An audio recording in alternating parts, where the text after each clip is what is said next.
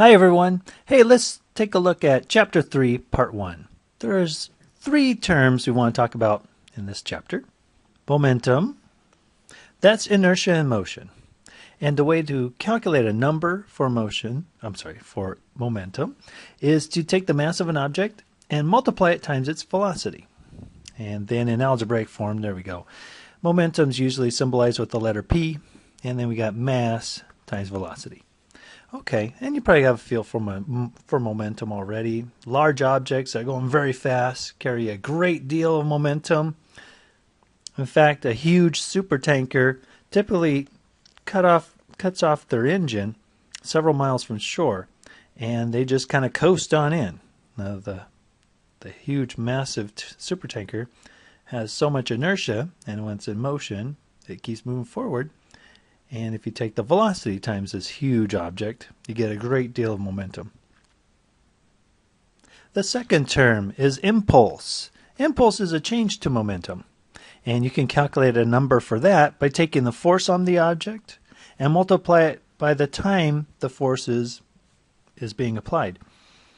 And, if you think about stopping a car, there's, the silly way of doing it, just crashing into a tree, which would actually change the momentum of the car quite drastically, going from some speed to zero quite rapidly. And if you crash, then the impulse is huge. It's the huge amount of force over a tiny amount of time, right? The moment of collision against a tree. And that can cause a lot of destructive force. So a better idea is to make a slower stop, and that's where your impulse is simply by applying a steady force, somewhat small, by pressing on the gas pedal, which then applies the brakes to your car, and do that over a longer period of time, a greater time, and you achieve the same net change in momentum, the same impulse, but you do it less destructively.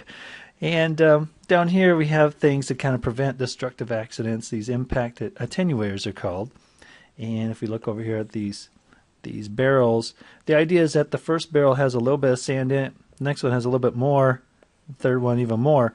And if someone's out of control, instead of hitting the guardrail over here, which would be a lot of force over a short amount of time, instead they hit the first barrel, which has some sand, and the sand is at rest and gets pushed on by the car, and by the law of action and reaction, the sand then pushes back on the car to start slowing it down.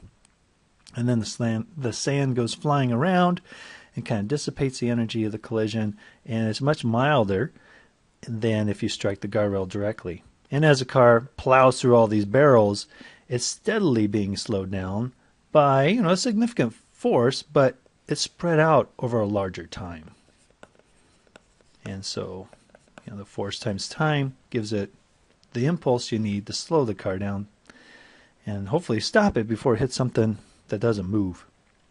And that's the same idea for all these other attenuators. There's some type of collapsing, or like here, these metal pieces just fold and bend as a car strikes it. These posts, I believe, they're designed so that they break away at the ground rather than hold steady and exert a huge amount of force on the car. And you can actually see the little rubber inserts in here, kind of a spring-like action. These pieces will compress. And again, apply a force over a longer period of time. Okay, I was watching a show with my kids, Outrageous Acts of Science. Had a really good example of momentum and impulse. So let's take a look.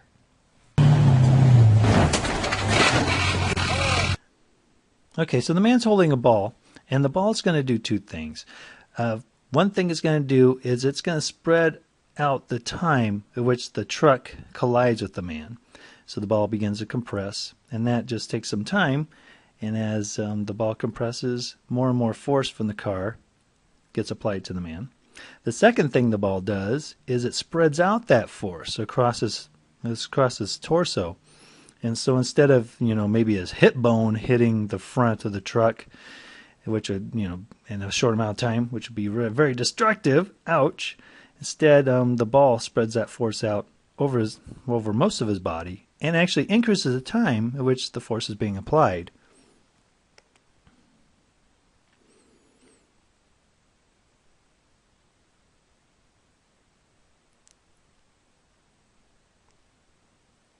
And he's really lucky here at the end, right? That tree doesn't have much give. So thankfully, he slowed down to a stop before he hit the tree. That could have been very bad. Here's the last idea in the first part of Chapter 3, and that's conservation of momentum. The textbook defines it as, in the absence of an external force, the momentum of a system is constant. And I like to rephrase that another way. The total momentum is the same before and after an event. And so as an example, let's look at this guy shooting the gun. We saw him back in Newton's third law, the law of action-reaction. And we can consider what happened before. You know, the man's holding the gun. So I can draw a gun here. It's not going to look like a gun at all, but use your imagination. So the gun and the man have some mass. It's pretty massive. And before he fires the gun, they also have velocity. That happens to be 0. And then we talk about the bullet. Well, compared to the man and the gun, that's a very small amount of mass. And also before the bullet is fired from the gun, the velocity is 0. And then after, here we'll just use the picture up here, after the bullet is flying out of there, still a small amount of mass, but a huge velocity. And the man has a lot of mass, and by the conservation of momentum, he has to have some velocity, because the before and after momentum must be the same. So here, let's calculate the momentum before. So the gun and the man, sorry for my penmanship here, the gun and the man, I'm just going to call them one object. That's the mass. And multiply it times 0 for the velocity. And if we add that to the bullet, small amount of mass, little bit of no velocity, sorry, then you get 0 for momentum before. Right, I'm going to use P to stand for momentum. But then after, let's see, the mass of the man and the gun together still the same. And then the velocity is going to be a small amount. And remember, velocity is not just speed, but also direction. So what we want to do is take into account direction. And you know, what's most important here is that the bullet and the man are traveling in opposite directions. So you get to choose one to be in a negative direction, opposite the first one. So I'm going to do that for the man and the gun. So I don't know how much he's moving backwards. It's a small amount, but it's in the direction opposite the bullet, so I'm making it negative. And then the bullet itself has a small amount of mass. It's going to have a lot of velocity, and I'll make the velocity positive here to represent, you know, going out to the left, that direction, and a negative direction is to the right. And the idea is that after whatever big M times little v plus little m times big V is, it has to equal 0, because conservation momentum says whatever momentum was before has to be the same as afterwards. And we just calculated the momentum before. It was 0. And so, do a little algebra here. This minus sign, that everything's being multiplied, we can carry it outside. And then we can add this term to both sides. And then we get this little expression here. And that can be useful in some type of collision problem, or even in this gun problem. If we know any 3 numbers, like if we know how heavy the bullet is and how heavy the gun and the man is altogether, we'd have 2 of those numbers.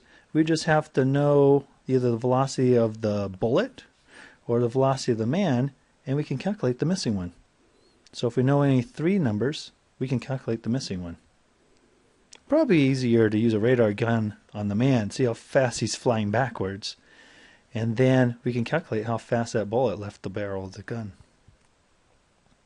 All right, take a look at the homework problems. See you in class.